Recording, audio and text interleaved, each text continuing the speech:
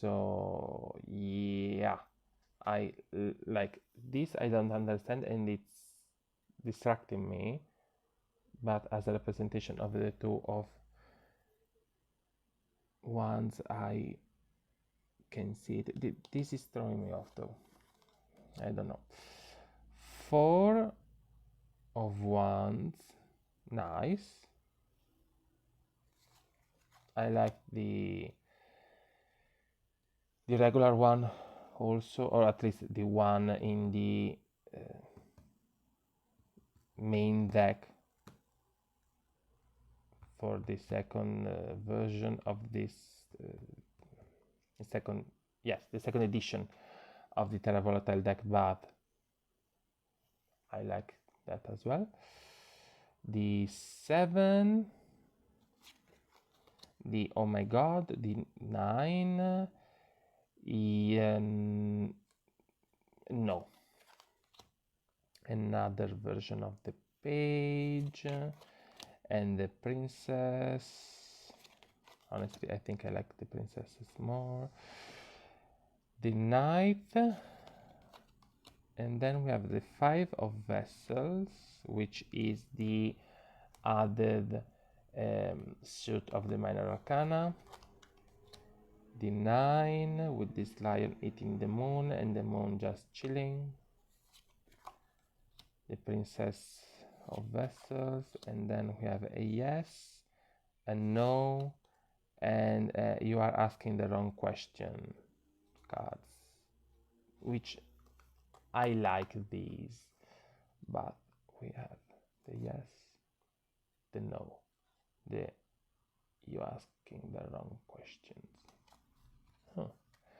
So all in all, I'm gonna use the little version, the expansion pack, to see how they shuffle, because I want to keep them the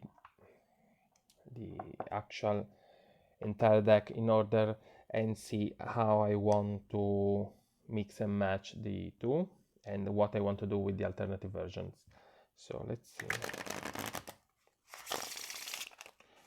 Okay, I think they're going to riffle shuffle really well. Of course, time will tell, but I think I'm not going to have any problem shuffling them. Let's see.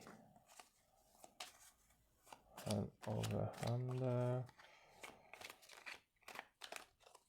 Yeah, this works too. Yeah, let's see. Okay, I'm not super good at it, so this is amazing for my levels of skills in doing this. Of course, I'm also in a actually rather restricted situation with my desk right now, so yeah, this is good. It is a linen texture. It is pretty flexible, but without feeling flimsy or too thin, although I would say it's more on the thin side compared to other decks, and I actually like it because I realized that sometimes when you riffle shuffle, the thicker the deck, the quicker you are going to ruin your cards, because you are kind of forced to bend them instead of them flexing naturally.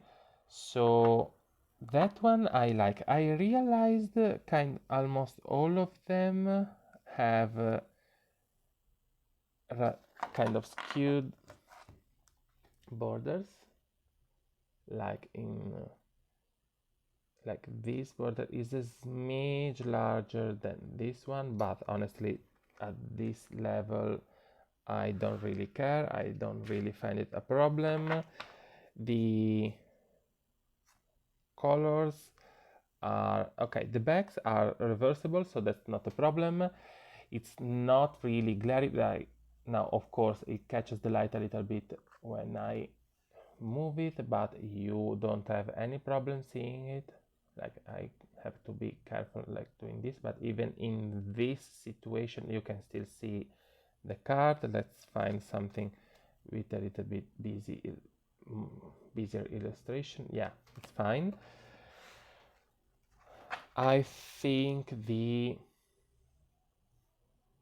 fact that there is no gilded edging is a plus, because with a deck like this I'm not sure a metallic or sort of an industrial made edging of the deck will look really nice. I think these cards, if you want them edged, you should do it by yourself with some sort of ink, whether it is because of ink pads or markers, and that will look better, will look a little bit more authentic, if you will.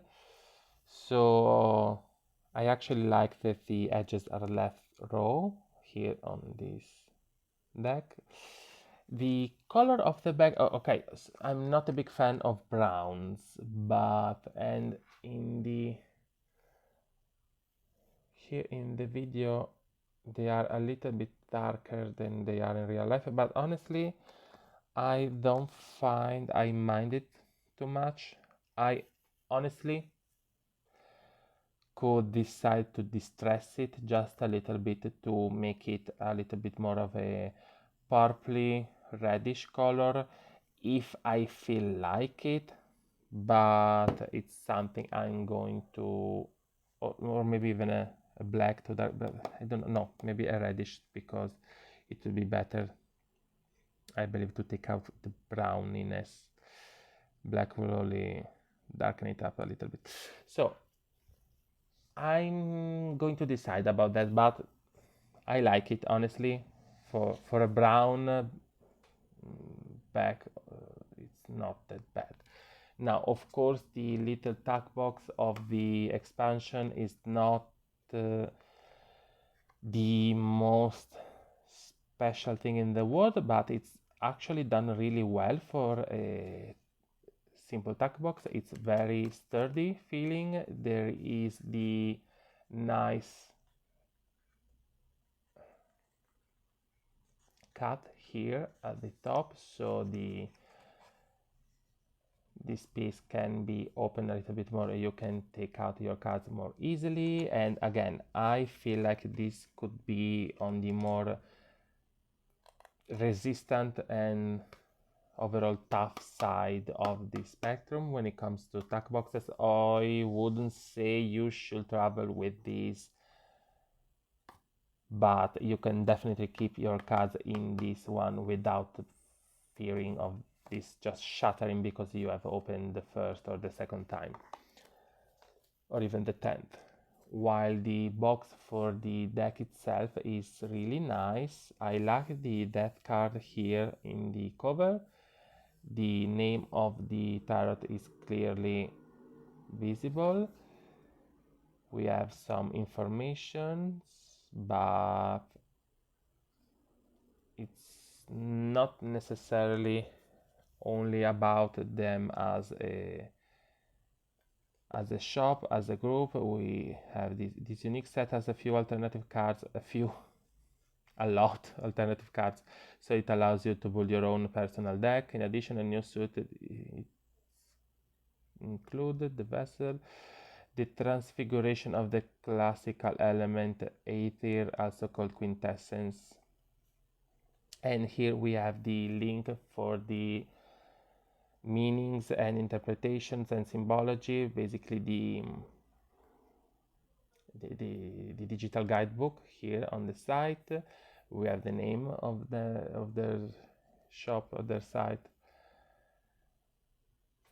and as I showed in the beginning, this is a magnetic clasp box, really nice, really sturdy with the ribbon, and I don't know what else to say. I really like this deck. I've seen videos of the first edition and I was really captivated by some of the images and the art style as a whole. I have also realized I love linen finish, linen texture on my cards rather than a smooth one.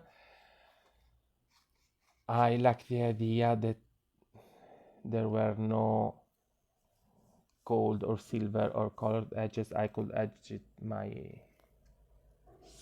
if I wanted. And when I found out that there was the chance to pre-order the new version with a discount in the beginning, I just went for it, and I'm really happy I've done it. Now, I know that you can buy this deck now from their shop online, and I also know it comes in another version. Basically, it's all the same, but the cards are thicker, and it's something they call the collectible version. So basically, it's not necessarily made to be read and shuffled, it's made to be kept and observed. It's meant to be collected, maybe more of an art piece rather than a working card deck. But it's beautiful, you guys. It's beautiful. Yeah, the only bummer is the M in the Misery Collector. I'll be honest, I once I saw it, I was a little bit like, no. It was one of the big selling points for me that this deck had 3 versions of the death card, and they were not just about the rebirth thing, but there was an actual painful and traumatic rendition of death. And it was, of course, the Misery Collector, and I loved it. I loved the name, I loved the illustration. And so when I found out that was the one where there was an error, I was kind of devastated. But then I realized, listen, there are a bunch of inks we use to color on our cards, to distress them, to etch them, to maybe write the keywords when we are learning, if we don't mind sacrificing a deck for studying purposes. So I can find an ink that's going to allow me to place my handy dandy rubber stamp capital M on the cards. And honestly, even though it is bigger than the other letter, which is sort of another problem, the letter itself is not bigger than the space for it. So yeah, it's a lot bigger, you guys. It's kind of twice as big, which could actually be beautiful. Yes, yeah, I think it's kind of twice the size, which kind of not sure about it, but at the same time, YOLO. I mean, I don't have a reason not to find a smaller um, stamps, so I could try. I'm not sure. Right now I have that, we could work, and I may very well choose to use it. We shall see. But anyway, the card is still perfectly functional, it's still perfectly usable. I know it's the Misery Collector. I see it in the artwork, I see it in every character, I feel it in the energy of the card, so it's fine. We have another Jesus here. I just realized we have another Jesus on the cross here at the top of the card. A lot of Christian symbolism, but at the end of the day, tarot has, historically speaking, a lot of Christian symbolism. So I suppose it's coherent with the rest. And yeah, I think I'm done. Honestly, this is going on for long enough. I'm happy I have it. I will keep working with this deck. I will be keeping making videos because this was the first reaction. I'm going to post then a full flip through where you can see every card bigger, and then I'm probably going to give a first sort of review of the deck, but without necessarily showing them one after the other again. So thank you for being here with me during this long first journey, this long unboxing of the Terra Volatile second edition from Credo Quia Absurdum. I really love this deck. I can't wait to work with it and to edge it and maybe distress the back. I think I may do it. We shall see. Thank you for watching. Thank you for listening. Bye. See you next time.